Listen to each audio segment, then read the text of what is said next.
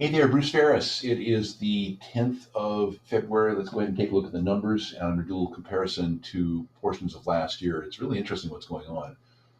If I look backwards at May of last year, here we have a widget that I use from the Northwest Multiple Listing Service showing that in a 7-day time frame, residential properties coming on market from 145th up in the north end down to south Othello Street. We had 95 new listings come to market, and we had 158 go to pending status in that exact same week. So we are at this point in May still in a very strong seller's market.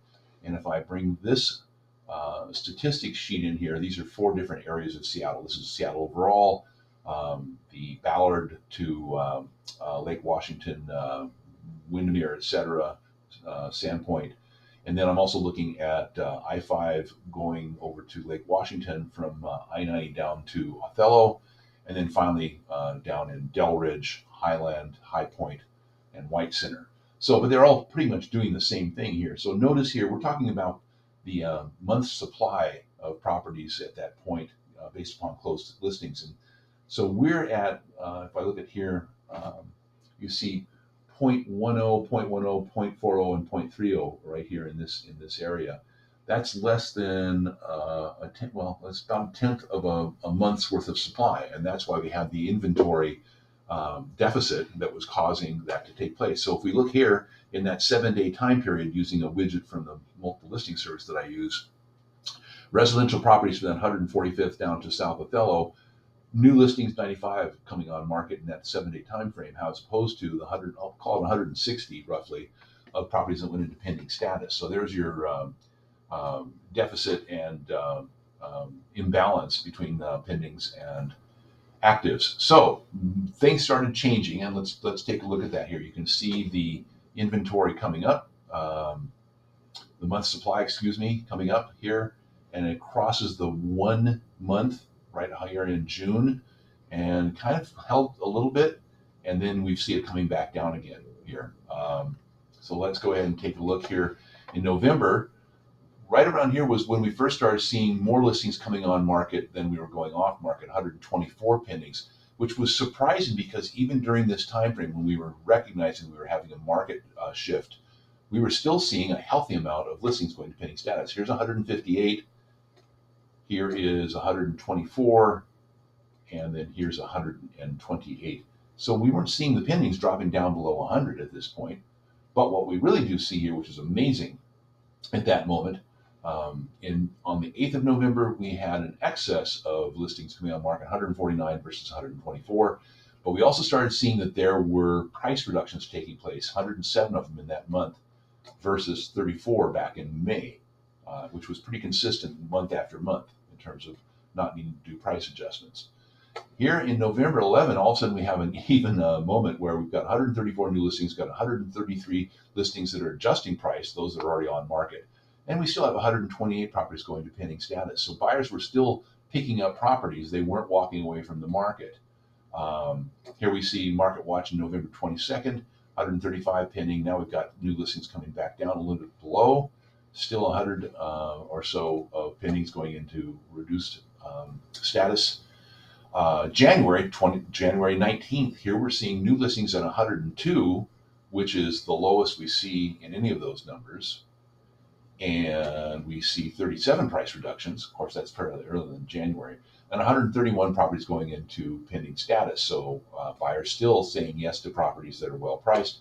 145 new ones going into pending status, 50 price reductions, and 118. So we still have an imbalance on the 24th of January. And here's from the 29th, and we're looking at 98, just under 100, 141 pendings, and 35 reductions. Finally, here we go, getting into February, and pretty much the same numbers here, 186 pendings or 177 pendings, which is quite high, 105 new listings, 111 new listings. So the imbalance is right there, and you can definitely see it. So price reduction is still right in the 35, 45 range, which seems to make sense. So if I take a look at statistics here and try to analyze But what we see in terms of listings, here's the Seattle overall is the black line on the top. We had our highest number of new listings coming on market in June of 2022 at 477. In January, 165, 477 in June, crest here again at 353. But December 2022, which is a typical seasonal drop here, we see this taking place, and then coming back to 147. In terms of the pending sales, we're seeing a rise coming up here in January. Our peak over here in May and June. That's why I picked that May widget that we had looked at just before. Let's go ahead and take a look at what we're seeing in terms of days on market. The purple is the Delridge High Point White Center area, and it has taken a real spike here in January. Probably a few listings that are really hanging on there. But if we look at what the real numbers are, so that's just 70 days on market versus 41 days for Seattle overall. Sales price, every appraiser I talk to says that they're seeing roughly a 10% reduction in sales price from the peak. However, it's interesting if we go back just 1 year to the beginning and look at even the hottest area, which is the orange line. That's I want the green line, Seattle Central North, Ballard to View Ridge. In the beginning of the year, we're at a $882,000 average for that 3-bedroom previously owned property, and by the end of the year, we're at 857. That's 882 versus 857. Not a huge differential in those, but compared to the crest that we saw, obviously quite a bit different. $1,145,000 versus 857. Seattle overall, $815,000 to 800,000. Excuse me. Let's try that again. 815 to 800. Again, $15,000 differential. Let's look at a couple other things, and then we'll call it quits here. The percentage of original sales price. Here's our 100% mark right here. So anything above that means it's selling over list price. So we are cresting. We've got Seattle overall at 115.4%. The Ballard of View Ridge, I call that the center of the sun. That's 122%, 122.5.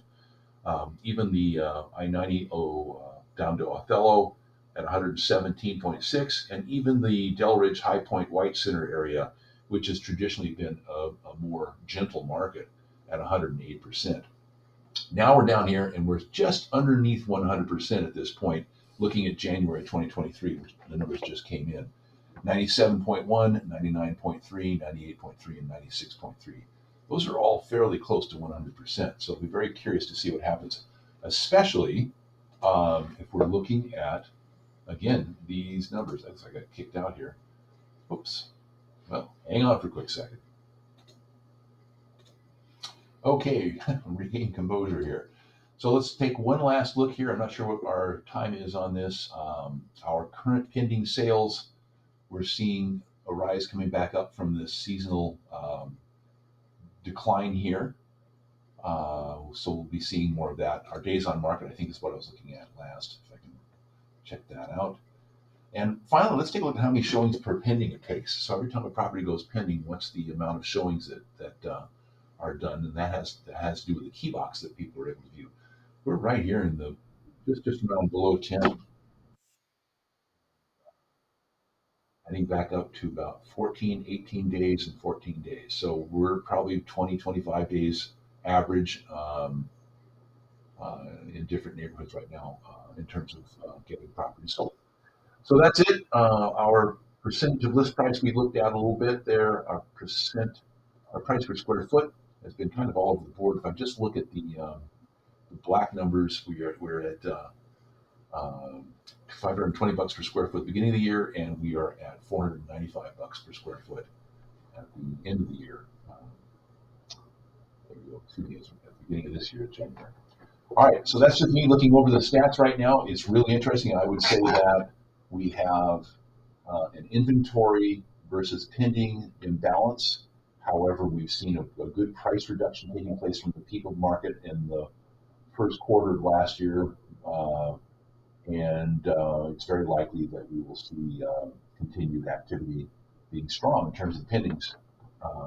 It'll all depend upon what we see in terms of new listings. Normally by this time of the year, the first week of February, we would have a pretty good read on what we're going to see in terms of new inventory coming on. And if these numbers are the indicators where those go, if this is what we're going to be seeing, then we're going to be seeing a market that shifts back in favor of sellers fairly quickly. I don't think it'll be as brutal. Nobody does think that it will be as brutal as it was in the last year. All right, that's the Bruce Report. Hope that's helpful. Do reach out to us if we can be of any help to you. Take good care.